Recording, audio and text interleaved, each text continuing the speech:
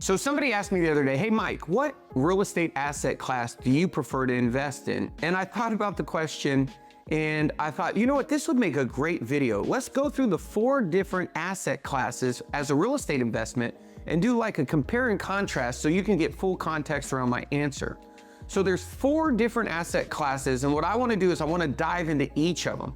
Now first, there's what we talk about is Class A property. And these are going to be the creme de la creme properties. These are going to be newer buildings with higher end finishes and primarily in prime locations. Now, usually these assets are going to be less than 10 years old and typically upscale like a luxury apartment. The average rents are going to be high, and the tenants that live there, they live there by choice. And they're going to be located in desirable geographical locations. They're going to have tons of amenities like gyms, pools, concierge services. And also, they're probably going to have the highest valuations per door with the lowest caps. Now, primarily when investors buy these properties, it's going to be for appreciation. And there's a lot of different pros and a few cons. Let's talk about them. First is going to be the pros is high rental income potential. You're going to attract high quality tenants. You're going to have lower maintenance costs, and you're going to get greater appreciation potential. Now, some of the cons are going to be they're a higher initial investment because these are nice properties. So it's going to be more of an investment as an investor. You're going to have a little bit lower of a cap rate, and also you're going to be really sensitive to some of the economic downturns. Before we get into the rest of the video, if you like this video and you like content like this, make sure you like the video because it helps out the channel tremendously. And we also put content like this out every month. So if you like it, make sure you also subscribe and turn on notifications. And as a thank you for doing that, I'm gonna do my best to respond to as many comments as possible. Next up is Class B properties, and let's go through some of their definitions and characteristics. Now, these are gonna be a little bit older than the A properties, but they're still gonna be well maintained. Now, these are gonna have middle income tenants. Some rent there by choice, others by necessity, and they're gonna be in decent locations, typically between 10 and 20 years old. They're gonna have a little bit higher cap rate than a Class A, but they're gonna be lower than a Class C. And now these are bought again primarily for appreciation, but they'll offer a little bit more cash flow than a Class A property. Now, some of the pros and cons with the Class B properties is they have moderate rental incomes and they're balanced between cost and return. Potentially, these are for a value add opportunity. Now, a few of the cons on the Class B is with the Class B, you're gonna have a little bit more maintenance than a Class A, and then you're gonna have slightly less rental income and slightly less appreciation than you're gonna see on a Class A property. Now, third is gonna be your Class C properties, and let's go over some of the definitions and characteristics of these.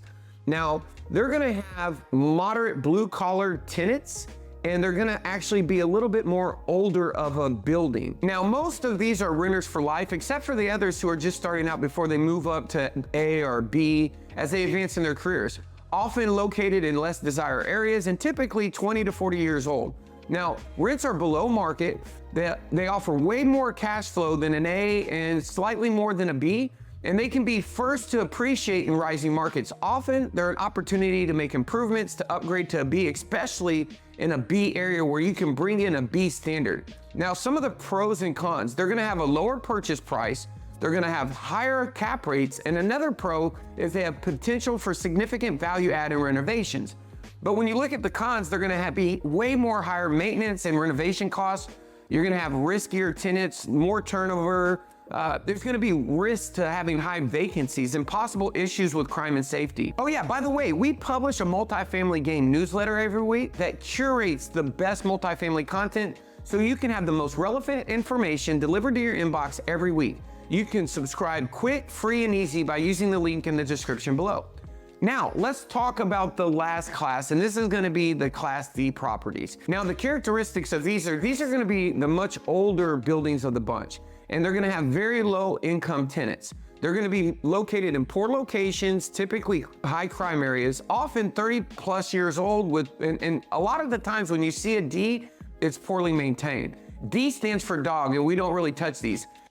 This class of property house many Section 8 or government subsidized tenants, and generally they're located in lower socioeconomic areas.